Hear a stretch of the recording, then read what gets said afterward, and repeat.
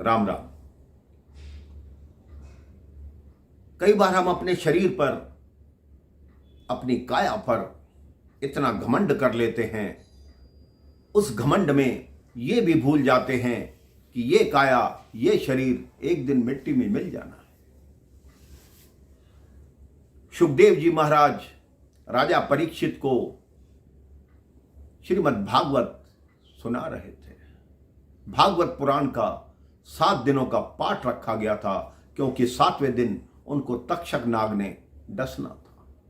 6 दिन हो गए, लेकिन राजा परीक्षित के मन से ना ही मृत्यु का भय गया और ना ही जीवन से मोह समाप्त हुआ। तब सुखदेव जी महाराज ने उनको एक छोटी सी कथा सुनाई कि एक राजा था, वो अपने मंत्रियों के साथ जंगल में शिकार पे गया। वहां वो राजा मार्ग भटक गया, जंगल में उसको मार्ग नहीं सूझ रहा था। शाम हो चुकी थी, जंगली जानवरों की आवाजें आने लगी थी। राजा इधर उधर भटकता रहा। उसको सामने एक झोपड़ी दिखाई दी, जिसमें एक दिया टिमटिमा रहा था। जब पास जाकर देखा तो वो झोपड़ी एक बहेलिए की थी, जो चल फिर नहीं सकता था। राजा ने झोपड़ी के द्वार पर खड़े होकर कहा, क्या मुझे आपकी झोपड़ी में स्थान मिल सकता है?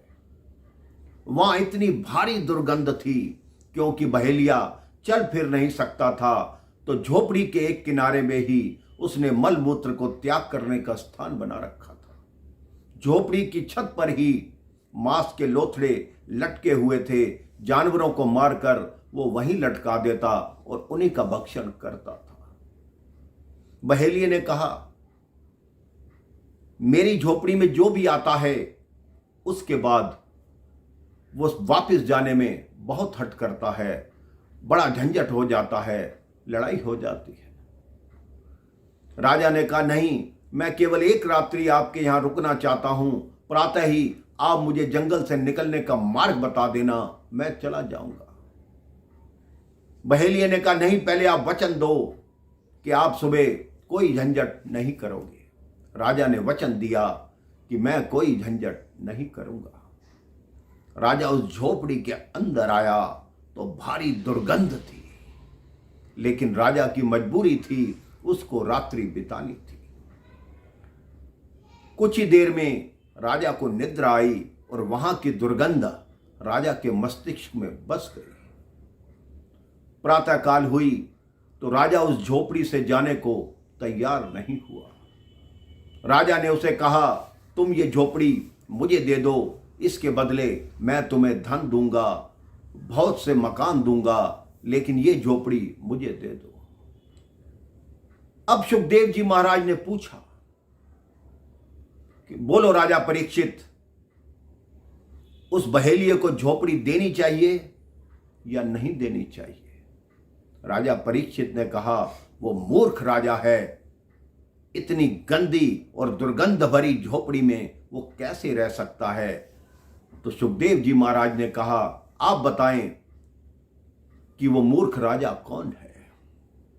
राजा परीक्षित ने कहा, मुझे ज्ञात नहीं, लेकिन ये राजा की मूर्खता है, उसको तुरंत वो झोपड़ी खाली कर देनी चाहिए। तब सुखदेव जी ने कहा, वो मूर्ख राजा आप हैं। आप ये समझिए कि आप वो राजा हैं जो इस संसार रूपी जंगल में आए हैं, और वो जो झोपड़ी है वो आपका शरीर है, जिसमें मल मूत्र है और मांस है। आपकी आत्मा पवित्र है, तो आप उस शरीर को छोड़ने को तैयार क्यों नहीं हैं? क्यों उसी में उलझे हुए हैं? राजा परीक्षित को यह बात समझ आ गई। उनका जीवन से मोह समाप्त हो गया, उनके मन से मृत्यु का भय खत्म हो गया, और उसी क्षण से उन्होंने अपने मृत्यु की खुशी खुशी प्रतीक्षा करनी आरंभ कर दी। आप भी अपने जीवन में सोचिए कि हमारी जो आत्मा है वही परमात्मा का स्थान है, वही परमात्मा विराजमान रहते हैं। आप अपने मन से, आत्मा से इतना प्रेम कीजिए कि बहुत अधिक, लेकिन अपने शरीर से प्रेम छोड़ दीजिए और परमात्मा की भक्ति में लीन रहिए, वही आपका बेड़ा भव सागर से पार करेंगे। राम राम, जय श्री राम।